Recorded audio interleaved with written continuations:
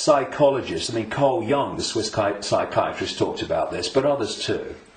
When you've got psychologists that say that they can break down the human personality into 12 major archetypes and combinations of them, well, at the level of awareness, at the level of consciousness, at the level of the true self, we are infinite possibility within an infinite reality of infinite possibility. How on earth can you break down that into 12 major archetypes and combinations of them? It's ludicrous, you can't. But what can you do that to? Computer programs. And that's what we are.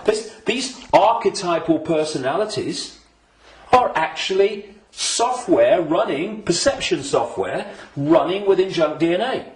Now, put all this together, and that has moved us from a heart-centered society, connected out into a greater level of reality. This is the innate intelligence. This is supposed to serve this, not be the governor of perception. That's why this knows, and this thinks has to work it out. People don't go, my intuition thinks. No, my intuition, and we do this, don't we? My intuition just knows, because instinctively on a subconscious level, we're going to that point of true knowledge, true awareness, no, beyond knowledge, this is knowledge awareness. But what's happened is our point of interacting has gone from the heart-centered society, and if you're coming from this, and this innate awareness, this innate knowing, this innate understanding that everything is connected to everything else, then you manifest from that a completely different society to the one that we have. What's the one that we have? They've moved it into the belly. Humans now, gold. I've got a cough. It's not the cough that carries you off, it's the coughing that carries you off it. Now, they've moved it into a belly society. Where does human response come from, overwhelmingly, to events that we face? The emotions. It's an emotional response, it's an emotional reaction. It's not a heart reaction, overwhelmingly, though of course it does happen. It's an emotional reaction.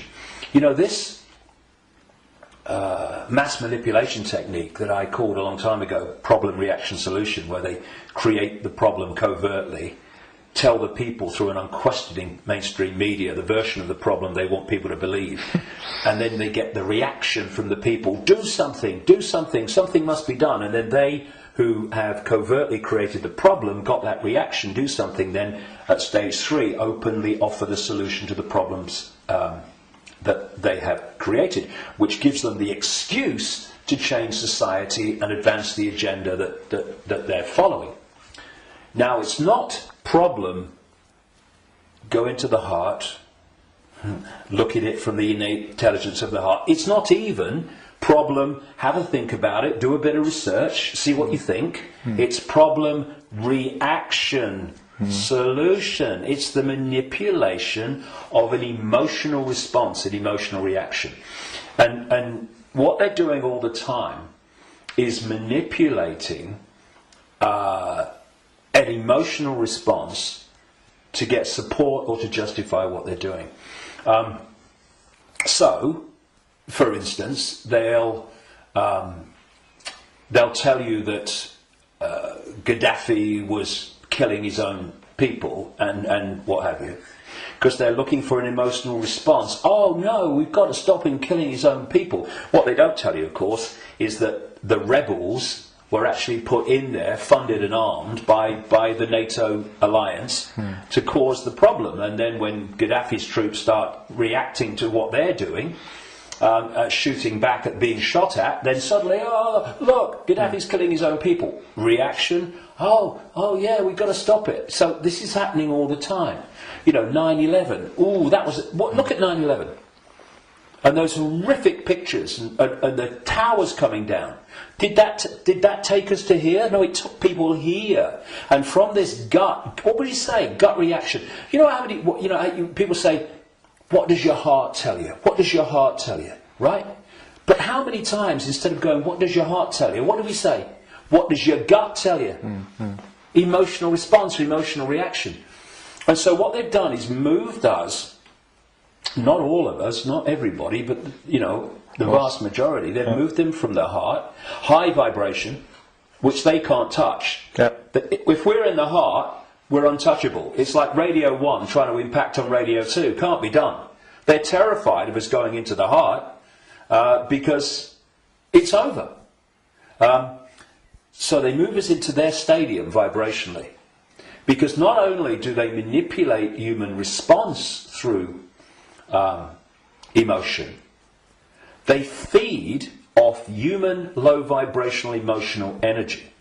They've turned us into their energy source, because they're an energetic source basically at their core. Well, we all are, but they're much more energetic than we are, because we're much more aware of the holographic, the so-called physical. And so when we eat food, we think we're eating physical food. There is no physical. We're eating holographic food. But the foundation of that food, which we decode into some kind of illusory solidity, is actually a waveform information field. All that these entities do is they feed, they get their energy source, not from a sandwich and a cup of tea, but directly, energetically. They absorb energy in its waveform. And so when we generate low vibrational human emotion, that emotion is resonating within the frequency. That's why we can't see it. We can feel emotion, but we can't see it. Because it's vibrating within another frequency band beyond visible light. And that's the frequency band that these archons, reptilians, overwhelmingly operate in. So every time we generate fear and all its offshoots,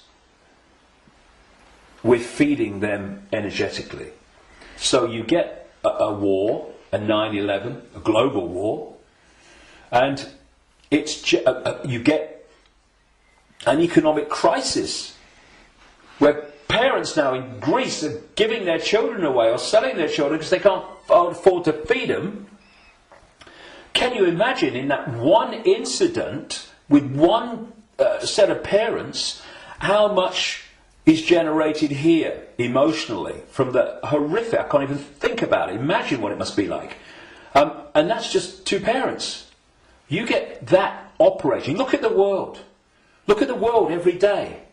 All over the world, in all its different expressions, how emotional energy is being generated and produced by the circumstances that society has been structured to create. It's an orgy of energetic vampiring. And so, when Morpheus in the Matrix held up a battery and said, the Matrix is a computer-generated dream world made to turn humans into one of these, that is a profound truth. Because that's what we've become. Not so much batteries, though that was a good symbol, but actually generators, power stations, generating this energy.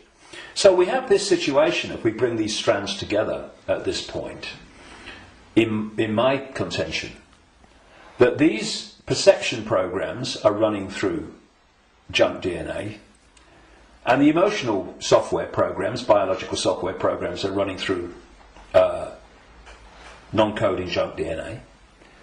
And as those programs are running, and as society is structured so that it generates situations, in computer terms, data, that trigger those programs and bring them to the surface where they're more impacting upon our behaviour and responses, You are locking humanity into this closed system where the program programs the program, and you're also pulling people from the heart, high vibration, down into low vibrational belly emotional vortex, which is pulling humanity into the predator's vibrational stadium, and in doing so they are able to trawl and vampire the energy that emotional state and response is constantly generating.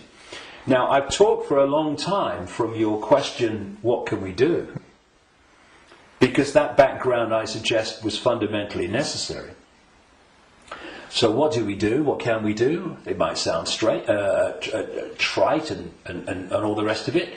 I mean, because what we've got to do, of course, is we've got to stockpile weapons. We've got to create human armies to fight against them, and we've basically got to try to do all the things to them that they do to us, right? And where does that take us? First of all, it makes us them. And secondly, if we go down that road, will do what? Will produce more and more and more of this low vibrational emotional energy in the hatred and in the anger that we produce. And we will also, if we go down that road, we will have symbolically weapons that manifest as a pop gun against state-of-the-art weaponry. So, although it's very macho and very, we've got to fight. I love Tony Blair once, he said, we've got to fight for peace. Sorry, can I just have some time to work that out in a darkened room, please?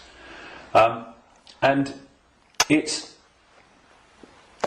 is something that, when you look at it, is very good for the macho we've got to fight him. But as a strategy of bringing this down, is doomed to failure and disaster, because it's playing the game they want us to play. And if you're in that macho mode, and you think the whole spiritual side of things and stuff like that is namby-pamby, airy-fairy and a bit, soft, then what I'm going to say will make no sense. But if we are going to bring an end to something that has been created and perpetuated by something happening, then we can fight that something, or we can remove that something. And if you've got your finger in, a boiling pan of water, well, you can turn the gas off, or you can literally take your finger out. In other words, instead of finding a solution to the problem, turning the gas off, not really a solution, your finger's still in there, you remove the cause of the problem. The cause of your problem burning in the water is because your finger's in the frickin' water. So remove it. Done. And if you look at any situation that we want to change, you will always find that removing what has caused the problem is always far more effective than finding a solution to the problem that you've caused. And